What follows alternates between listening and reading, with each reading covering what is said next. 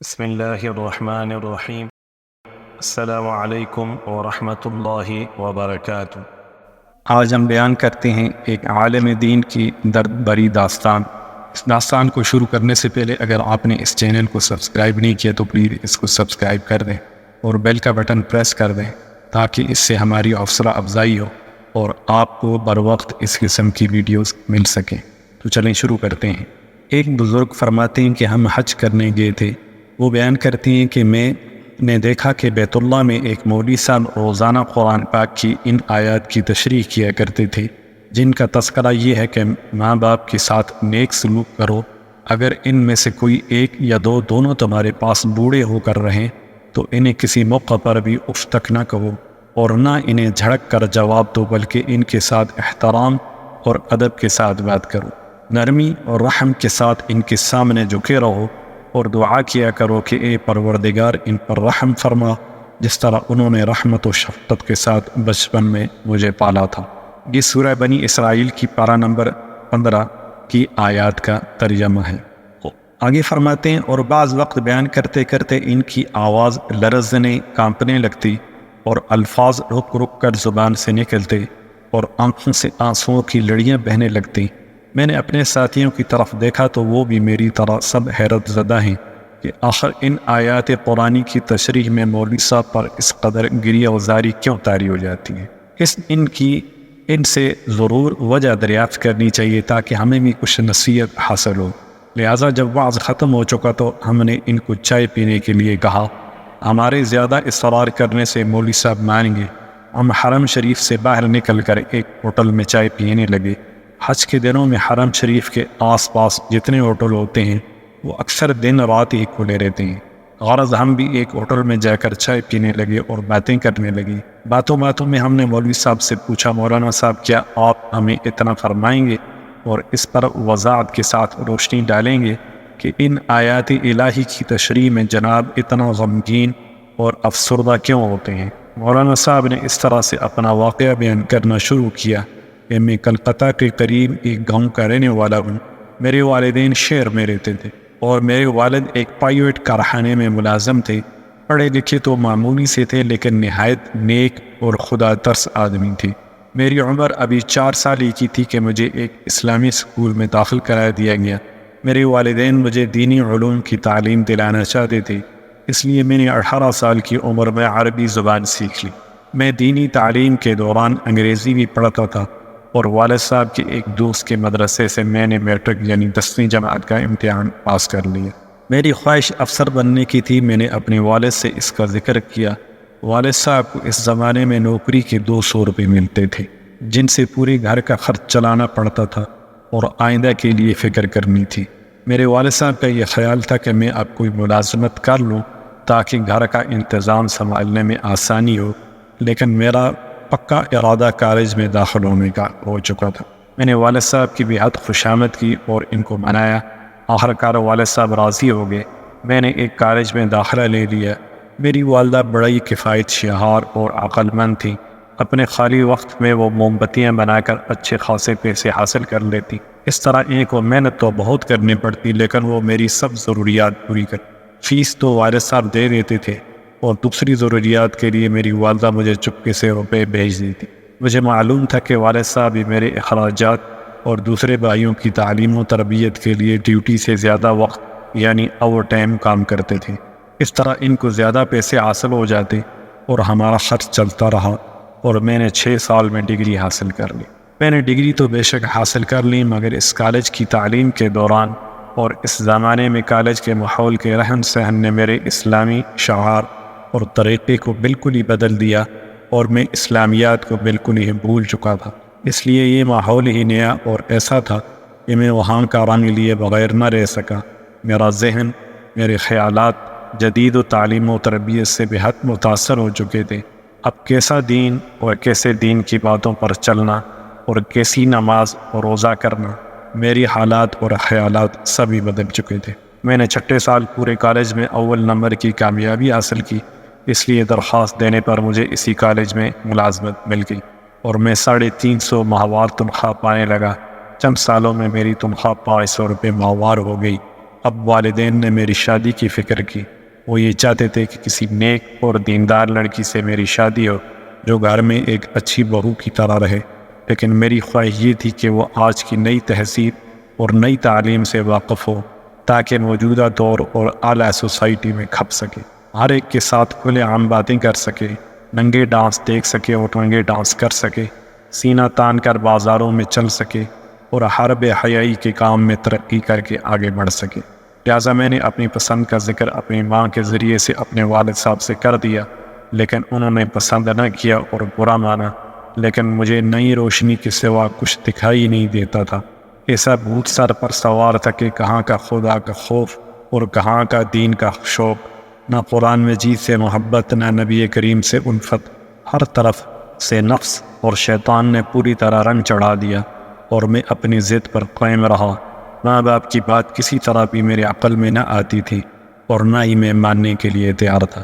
بہرحال میں نے اپنے والدین کو بار بار اصرار کر کے راضی کر لیا۔ وہ میرے اصرار سے راضی ہو گئے، شاید اس وجہ سے کہ انہیں اندیشہ تھا کہ اگر وہ انکار کر دیں تو شاید میں اپنی من مانی کروں۔ اس خوف سے انہوں نے ہاں کر دی، لہذا ایک فیشن ایبل، جاہل، بے دین سے بے روز لڑکی سے میری شادی ہو گئی۔ شادی کا بھی 2-4 مہینے ہوئے تھے کہ والد صاحب کے کارخانے میں ایک گیس کی ٹینکی پھٹ جانے سے ان کی دونوں آنکھیں جاتی رہیں، اس لیے اب وہ کارخانے جانے سے معذور اور بیکار ہو گئے اور کام کے قابل نہ رہے، اور اب وہ گھر میں ہی رہنے لگے اور ان کو کارخانے کی طرف سے ایک معمولی رقم معذوری الاؤنس کے طور پر ملنے لگا۔ میری بیوی کو اسلامی تعلیم و تہذیب سے دور کا بھی واسطہ نہ تھا، وہ تو صرف آزاد خیال اور تیز مزاج عورت تھی جسے نہ خوف خدا اور نہ عشق مصطفیٰ۔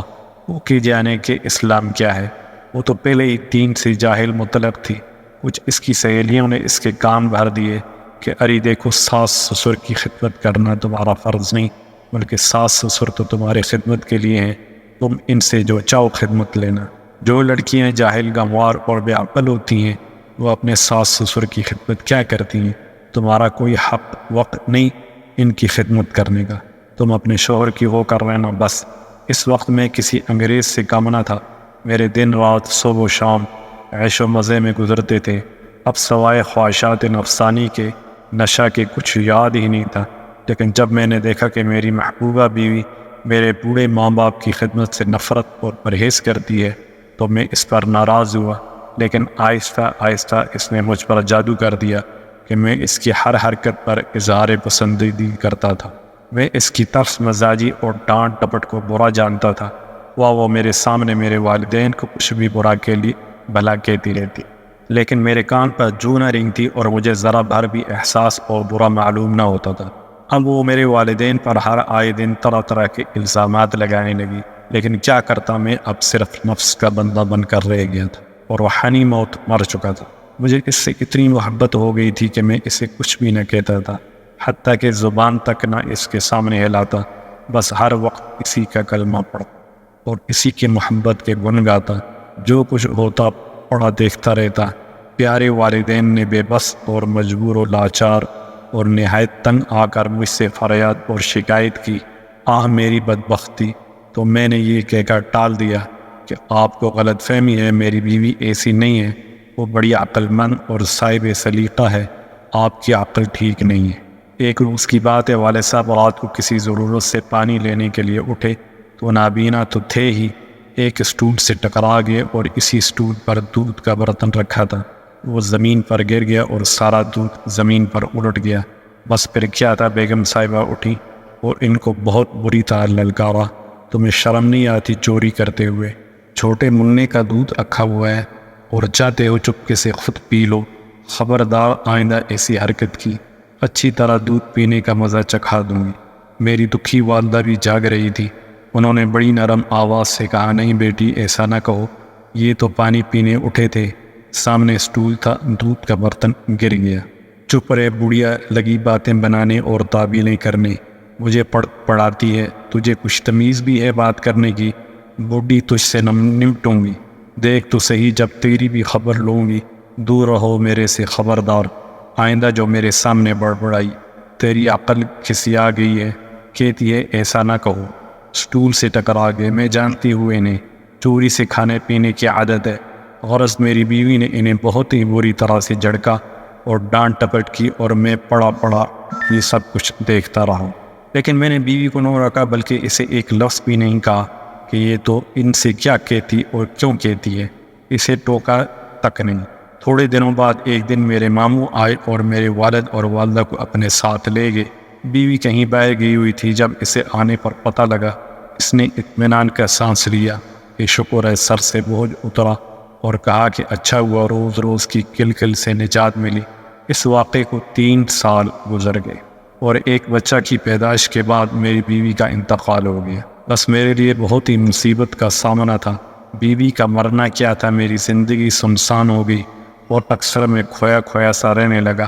میرے ایک بہت ہی مخلص دوست تھے، انہوں نے جلد ہی ایک غریب گھرانے میں میری شادی کرا دی، اور یہ میری بیوی حافظ قرآن، نہایت ہی نماز روزہ اور قرآن مجید کی تلاوت کی پابند، بڑی دیندار اور میری ہر طرح سے فرمانبردار تھی۔ وہ اب بھی زندہ اور میرے گھر آباد ہے۔ جب میں فکر آخرت سے بے فکر ہو کر بستر پر پڑا کھیلوں کہ میچ دیکھ کر زندگی کے بہترین وقت ضائع کر رہا ہوتا ہوں، جس کی مجھ سے باز پرس قیامت کے دن کی جائے گی، تو وہ قرآن مجید کی تلاوت میں مشغول ہوتی ہے۔ ایک دن کی بات ہے، میں چارپائی پر بیٹھا تھا اور بیوی قرآن مجید کی تلاوت کر رہی تھی کہ اچانک وہ اس آیت پر پہنچی کہ جس کی تلاوت و تشریح روزانہ آپ مجھ سے سن رہے ہیں، تو میری آنکھوں کے سامنے وہ تمام واقعات آگے جو پیچھے گزر چکے تھے، اور میرے ساتھ میرے ماں باپ نے جو سلوک کیا تھا، اور انہوں نے جو زحمت و تکلیف میرے لیے گوارا کی تھی، تو میری زبان سے یہ بے ساختہ نکل گیا کہ ہائے میرے ماں باپ، اور میں ہوش میں نہ رہا۔ غرض اب اتنے عرصے کے بعد مجھے اپنے ماں باپ کی یاد آئی کہ زمانہ دراز گزر گیا، ہائے افسوس۔ میری آنکھوں سے آنسو آ گئے۔ میری بیوی دوڑی ہوئی آئی اور سمجھی کہ شاید مجھے کوئی تکلیف ہو گئی ہے، لیکن اس کے بار بار دریافت کرنے پر میں نے اسے پورا واقعہ جلدی سنا دیا۔ اب مجھے بڑی بے چینی ہوئی کہ میں اپنے والدین کو کیسے پاؤں۔ میں دوسرے دن ہی اپنے ماموں کے ہاں گیا، لیکن وہاں پہنچ کر میری حیرت کی انتہا نہ رہی جب مجھے یہ معلوم ہوا والدین کئی مہینے پہلے گھر جانے کے بہانے یہاں سے روانہ ہو چکے ہیں۔ بس اتنا سنتے ہی میرا پیروں تلے سے زمین نکل گئی کہ ہائے بڑھاپے اور نظر کے نہ ہونے کی حالت میں کہاں گئے ہوں گے۔ میں فوراً ہی اپنے والد کا فوٹو لے کر جو کارخانے میں کھینچا گیا تھا، قریبی تھانے میں گیا اور فوٹو دے کر رپورٹ لکھوائی، اور کئی اخباروں میں بھی فوٹو کے ساتھ خبر چھپوائی، اور ادھر ادھر کئی آدمیوں کو روانہ کیا۔ اب مجھے رات بھر نیند نہیں آتی تھی، اور ہر وقت اسی فکر میں رہتا کہ کسی طرح بھی میرے والدین مل جائیں۔ میں نے اللہ سے گڑ گڑا کر توبہ کی اور دعائیں کی کہ الہی میرے ماں باپ کو واپس لوٹا دے۔ تیسرے روز ایک پولیس والا آیا اور اس نے مجھے بتایا جو شکل آپ نے لکھوائی تھی، بالکل اس سے ملتی جلتی شکل کا ایک بوڑھا آدمی ایک قبر میں بیٹھا فاتحہ پڑھ رہا تھا۔ میں دوڑتا ہوا قبرستان پہنچا تو معلوم ہوا کہ وہ میرے چچا تھے۔ میں ان کے قدموں میں گر پڑا اور اپنے والدین کو دریافت کرنے لگا۔ چچا نے نظر اٹھائی اور 2 سامنے والی قبروں کو مخاطب کر کے پکارا، کہا بھائی اکرم اور بھابھی زبیدہ، دیکھو تمہارا لاڈلا افسر آیا ہے۔ اکرم میرے والد کا، زبیدہ میری ماں کا نام تھا۔ چچا جان سے منہ سے یہ بات سن کر میں اوندے منہ قبر پر گر پڑا اور پھوٹ کر زارو قطار رونے لگا۔ پھر کیا بنتا ہے، پھر پچھتائے کیا ہو جب چڑیاں چگ گئیں کھیت۔ بس اتنا کہہ کر مولانا صاحب خاموش ہو گئے، تو میں نے مولانا کی طرف دیکھا تو ان کی آنکھوں سے آنسو جاری تھے۔ بزرگوں نے سچ کہا ہے کہ انسان سے بعض ایسی غلطیاں ہو جاتی ہیں جو ساری عمر کے لیے افسوس پیدا کرتی ہیں، مگر نادم ہونے والوں کے لیے اللہ تعالیٰ کے خوف سے عاری لوگ ٹس سے مس نہیں ہوتے، بلکہ اور زیادہ ظالم ہو جاتے ہیں۔ معلوم ہوا کہ والدین کا مقام بہت اونچا ہے۔ بے شک جو اپنے والدین کی خدمت کر لے گا وہ دنیا و آخرت میں کامیابی و فلاح پائے گا۔ اس واقعے سے ہم سب کو عبرت پکڑنی چاہیے اور اپنی طاقت سے بڑھ کر والدین کی خدمت کرنی چاہیے۔ اللہ تعالی ہم سب کو عمل کرنے کی توفیق عطا فرمائے، آمین۔ السلام علیکم ورحمۃ اللہ وبرکاتہ۔